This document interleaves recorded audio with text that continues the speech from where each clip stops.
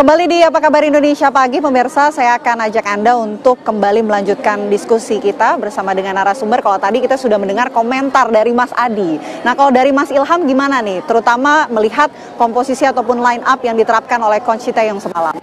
Ya, saya pikir untuk pertandingan semalam, untuk line up sendiri memang kita tidak adanya Rido diganti dengan Ferrari.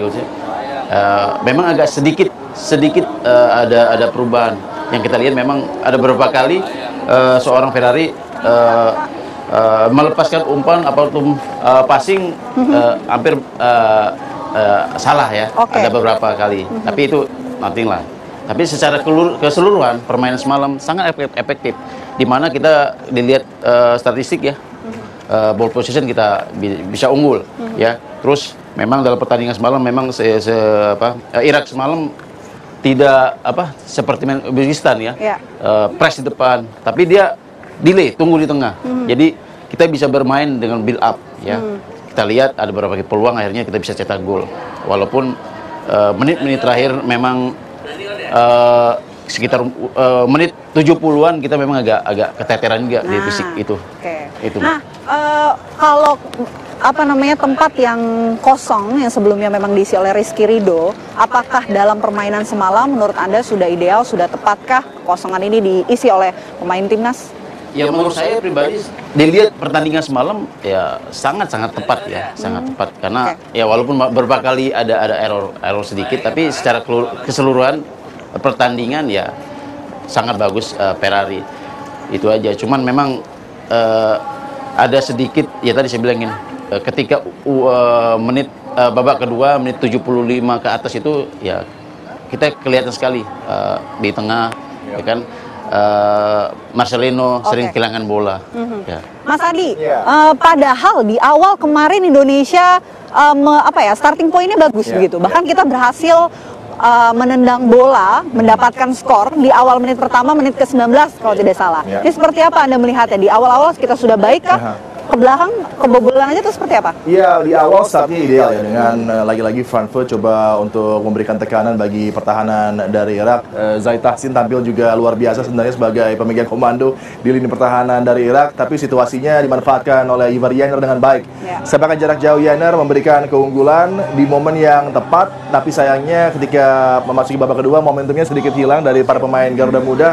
Dan memang Rizky Ridho tidak bisa digantikan. Belum ada pengganti yang ideal untuk bisa memerankan apa yang disajikan oleh Ridho. Ridho ketika step into midfield, dia akan juga berkembang dan melibatkan para pemain lainnya untuk lebih menekan lagi. Ada overload yang coba diciptakan oleh Ridho ketika dia di sana. Nathan Cho juga sebenarnya lebih ideal sebagai pemain tengah, sebagai ball carrier. Tapi harus ada perubahan dari sisi posisi para pemain ya, dengan hilangnya Rizky Ridho. Ini membuat tentunya balance dari penampilan Garuda Muda sedikit terganggu. Dan tadi sayangnya dengan jarak pertandingan yang begitu rapat ya, intensitasnya cukup pudar ya menuju akhir dari persaingan. Sudah optimal, sudah cara terbaik ya yang dijalankan. Memang Irak lebih baik untuk bisa menyelesaikan laga di extra time.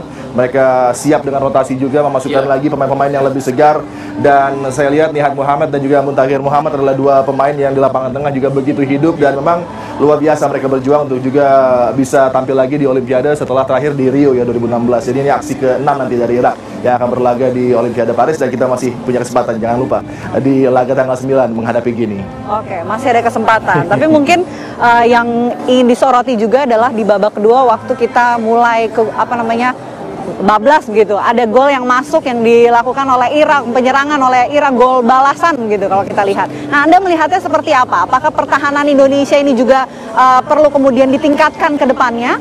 Ada catatankah mengenai pertahanan Indonesia atau memang kondisi Iraknya aja yang memang cukup kuat begitu? Ya, mungkin karena lari ya. Ketika coba mengamankan bola, justru punch-nya ini arahkan bola menuju zona yang berbahaya lagi, bisa dikembalikan menuju area yang tidak terkawal. Dan sebenarnya ketika bola dimainkan ke dalam lagi, kita tidak pernah tahu Zai Tahsin apakah dalam posisi onside atau offside, karena ketika VAR check tidak ada replay yang jelas yang secara signifikan menggambarkan positioning dari backline Garuda dan juga pemain terdepan dari Irak ketika itu Zaid Tahsin yang menyambut bola lanjutan untuk memastikan bola melewati garis. Dan ini reviewnya tidak pernah dijelaskan di layar sehingga kendalanya ada di sana. Dan sebenarnya kalau kita melihat dari real time sepertinya berbau offside, tapi itulah keputusan dari referee dan memang VAR terus menjadi cerita yang membuat laga juga penuh dengan intrik dan misteri karena terkadang tidak dioptimalkan ini peran dari VAR yang harusnya membantu sebuah pertandingan. Mas Ilham, mungkin menyoroti kipas ataupun finishing dari timnas Indonesia, seperti apa Anda melihatnya? Ya menurut saya sih untuk sampai saat ini, sampai sejauh ini, sampai kita semifinal, untuk finishing kita nggak ada masalah. Kita banyak beberapa kali ya kan. Cuman memang terkait dari lawan kemarin Irak memang sangat kokoh sekali ya. Walaupun kita sudah punya 3 pemain ini yang ada walaupun ya tadi ya Marcelino saya pikir biasa taruh di ya kita wing ya, tapi akhirnya mungkin si apa yang dari ya jadi apa Witan sama Rafael, satu lagi si ya kan. Jadi ya saya pikir tadi Barcelona, tapi ya untuk lawan semalam memang sudah semaksimal mungkin penyerang kita kan. Kita lihat dari serangan mereka bermain terbuka, Irak pun terbuka, kita pun jadi enak sekali tontonnya. Ya memang semalam tidak ada, maksudnya beberapa peluang juga kita hampir yang terakhir ya, peluangnya terakhir yang ada di garis gawang ada header di sana. Jadi itu aja sih. Oke, Mas, ini kalau banyak juga yang berpikiran bahwa bisakah kita simpulkan kekalahan Indonesia melawan Irak kemarin ini akibat kalah pengalaman partisipasi antara Irak dan juga Indonesia. Bisakah disimpulkan demikian atau sebetulnya emang kebobolan aja nih Mas kita? Kalau masalah pengalaman sangat berpengaruh dalam sebuah pertandingan dan bagaimana menavigasi satu laga di mana ini di level elit kelompok umur di Asia, kita sebagai debutan sudah mampu menembus bahkan lebih target dari federasi, semuanya menjadi bonus, semuanya menjadi kesempatan yang harusnya bisa mungkin lebih baik dioptimalkan, tapi memang ada ujungnya dari cerita Cinderella. Biasanya fairy tale-nya bisa berakhir dengan satu keadaan yang harusnya manis tapi terkadang asem. Tapi asemnya itu bagi pengalaman para pemain akan meningkatkan lagi level mereka dan mereka sudah tahu nanti ketika di posisi yang sama di kejuaraan selanjutnya tentunya akan ada perbedaan dari apa yang akan tersaji outcome dari sebuah laga. Jadi experience dari kekalahan di 2 laga terkini tentunya akan sangat berguna dan Uzbekistan dan Irak mengajarkan kita betapa luar biasanya kecairan permainan di lapangan tengah, terutama ini yang begitu membuat sulit ya pasukan Garuda untuk bisa bersinar dan meraih kemenangan. Oke, yang jadi sorotan juga nih Mas, mungkin bisa disoroti oleh keduanya, penyelamatan Nathan Choan. Nah ini jadi fenomenal juga. Bagaimana Mas Ilham melihatnya?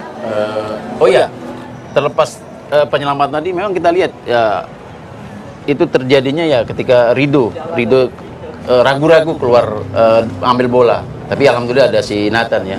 Tapi saya lihat ya memang betul-betul ready of the game Nathan ini ya sangat bagus sekali, berpengaruh sekali di si pertahanan kita. Jadi ketika kita lihat pertandingan semalam 1 lawan 1 dia bisa menang ya kan.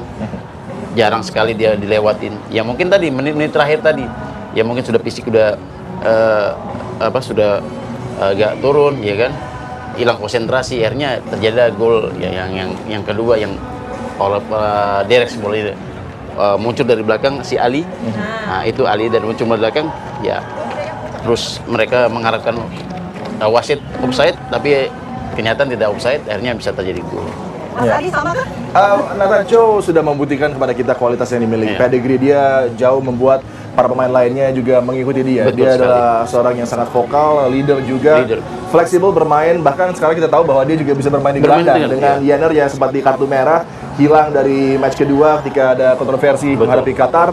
Tapi kemudian Sintayong dengan luar biasanya memainkan Nathan Chow di lapangan tengah, dan ini perkembangannya juga cukup membantu bagi pasukan Garuda Muda dengan energi yang dia berikan dan sebagai ball carrier luar biasa. Dan kemudian tadi malam ada save-nya, clearance of the line yang begitu luar biasa. Dia selalu saja fokus dan bisa mengamankan gawang dari kebobolan. Oke, masih ada peluang melawan Guinea 9 Mei. Gimana peluangnya? Kira-kira melawan Guinea seperti apa, Mas? sangat yakin ya, karena dengan negara Afrika kita akan coba bersaing, dan kita sudah pernah beraksi dengan Ghana di tulung turnamen beberapa tahun yang lalu, juga dengan komposisi yang hampir sama. Ada Hoki Caraka yang waktu itu juga tampil baik menghadapi Ghana, jadi saya pikir peluangnya sangat terbuka. Ini akan menjadi laga yang begitu istimewa, dan tadi dengan pengalaman yang sudah dibawa, overachieving di level Piala Asia U23, kemudian juga situasinya tentunya di Paris, di tempat netral, bisa kita harapkan penampilan yang lebih padu, lebih solid lagi, dan persiapannya harus krusial ini karena hanya sepekan saja. Jadi kemungkinan juga mungkin akan ada kesempatan bagi timnas kita tetap stay di Qatar atau menuju Dubai sebelum nanti